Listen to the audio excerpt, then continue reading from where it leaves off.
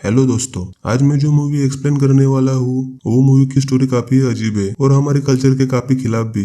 ये मूवी ऐसे एक औरत के बारे में है जो अपने ही बेटे के साथ संबंध बनाने के लिए मजबूर हो जाती है। आखिर क्या होती है उसकी मजबूरी और उसे इस हरकत का क्या अंजाम भुगतना पड़ता है, ये जानने के लिए वीडियो को पूरा देखिए।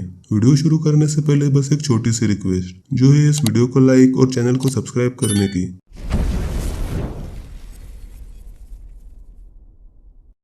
मूवी की स्टार्टिंग में हम बहुत ही सुंदर औरत बारबरा को देखते हैं और साथ ही उसके पति ब्रूक को भी।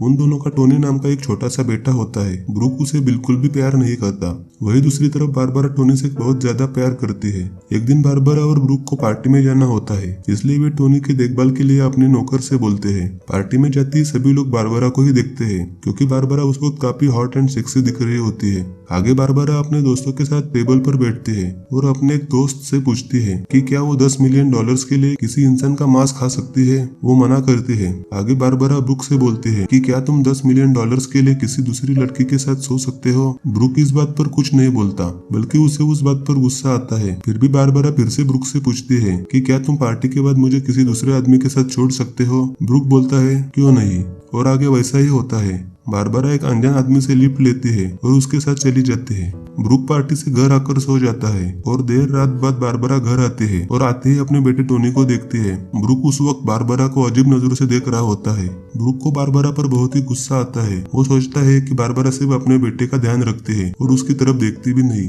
आगे कुछ साल बीतने के बाद हम टोनी को देखते हैं। टोनी अपनी माँ बारबरा के साथ ही उसके घर रहता है, लेकिन ब्रूक अपने बिजनेस के कारण उनसे दूर अलग शहर में रहता है। एक दिन बारबरा और टोनी बाहर घूमने जाते हैं। तब बारबरा टोनी से पूछती है कि मेरे बेटे तुम मुझसे कितना प्यार करते हो। टोनी बोलता है कि बहुत ज्यादा, और आपके लिए मैं कुछ भी कर सकता हूँ। कुछ दिन बाद ब्रूक अपने दोस्तों को लेकर बारबरा और टोनी से इंट्रोड्यूस करवाने लेकर आता है और बारबरा टोनी को लेकर इंट्रोड्यूस करवाती है और बोलती है कि टोनी बहुत ही अच्छी तरह फ्रेंच बोलता है और वो अभी आप सभी को एक फ्रेंच बुक पढ़कर दिखाएगा। मगर टोनी फ्रेंच बुक को अच्छे से नहीं पढ़ पाता, जिस कारण ब्रूक के फ्रेंड्स टोनी का मजाक उड़ाते हैं। लेकिन बारबरा अपने बेटे का मजाक उड़ाते नहीं देख सकती और वो सभी को घर से बाहर निकालती है।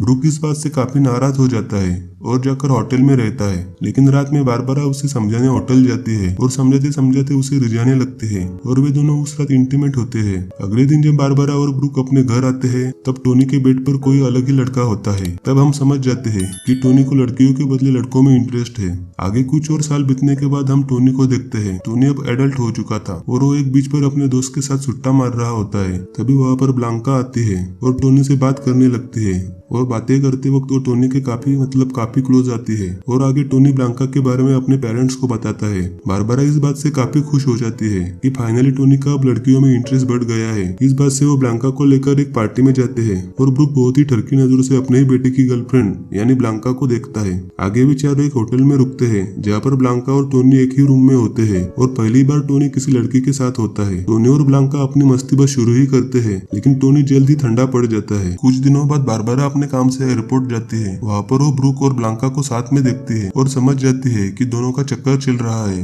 बारबरा वहाँ से गुस्से में निकल जाती है और एक टैक्सी बुलाती है और गुस्से के कारण वो उसी टैक्सी ड्राइवर को ले जाकर उसके साथ इंटीमेट होती है। और जब बारबरा अपने घर जाती है, तब देखती है कि उसका बेटा टोनी अपने ही एक दोस्त के साथ लगा होता है। ये देखकर बारबरा को काफी गुस्सा आता है। आगे बारबरा टोनी से बोलती है कि तुम्हारी गर्लफ्रेंड ब्लांका और तुम्हारे पिता ब्रूक का आपस में चक्कर चल रहा है और बारबरा अकेले होने के कारण वो भी अपने लिए एक दोस्त ढूंढ लेती है जिसका नाम सैम होता है और बारबरा उसी के साथ रहने लगती है। सैम उसका बहुत ही अच्छे से ख्याल रखता है और उसकी सारी मनोकामना पूरी करता है जो ब्रूक नहीं कर पाता था। और आगे जब टोनी सैम से मिलता है, तब सैम से मिलकर टोनी को पता चलता है कि सैम भी उसी की तरह है, यानी कि उसे भी लड़कों में इंटरेस्ट है। और जब सैम और बारबरा इंटीमेट होने के बाद सो रहे होते हैं, तब उस मोमेंट को एंजॉय करने के लिए टोनी भी उनके साथ सो जाता है। अगले दिन बारबरा सैम को डांटती है और बोलती है कि तुम उसके बेटे के साथ ऐसा नहीं कर सकते। इसका मतलब ये होता है कि सैम और टोनी ने एक दूसरे की बांसुरी बजाई होती है। अब टोनी को अपने पिता की कमी महसूस होती है, जिस कारण वो एक लेटर ले जाकर अपने पिता के घर के बाहर छिपाता है। लेकिन ब्लांका उसे देखती है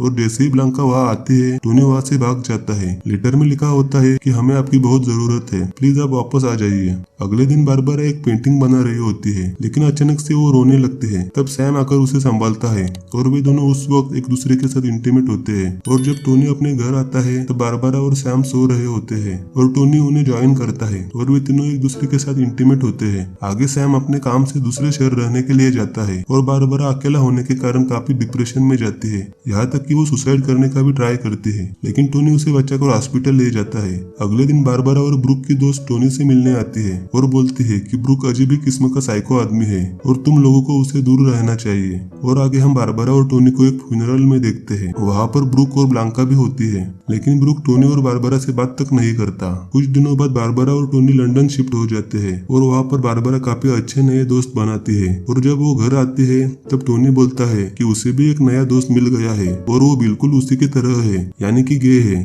ये बात सुनकर बारबरा को बिल्कुल भी अच्छा नहीं लगता और बारबरा टोनी की इस आदत को सुधारने के लिए उसे सिडूस करने लगती है। और सिडूस करते करते बारबरा टोनी से काफी अटैच हो जाती है और वे दोनों इंटीमेट होते हैं और उनका ये सिलसिला कई दिनों तक चलता रहता है। लेकिन एक दिन टोनी की दिमागी हालत खराब हो जाती है और टोनी और बारबरा में एक दिन किसी बात से बहस शुरू होती है और टोनी चाकू से बारबरा को जान से मार देता है और साथ ही पुलिस को कॉल करके सब कुछ बताता है। जब पुलिस वहाँ आती है तब टोनी अपनी माँ की लाश के पास बैठकर नूडल्स खा रहा होता है। इस बात से पुलिस समझ जाती है कि टोनी पागल हो चुका है, इसलिए उसे पागलों के अस्पताल भेजते हैं। और कुछ दिनों बाद हमें पता चलता है कि टोनी ने सुसाइड कर लिया है और हमारी मूवी यही एंड हो जाती है। अगर आपको ये वीडियो पसंद आई हो तो चैनल को सब्सक्राइब जरूर कीजिएगा ताकि आने वाले ऐसी नई वीडियोस को आप मिस ना कर सके। मिलते हैं अगली नई वीडियो में। Thanks for watching.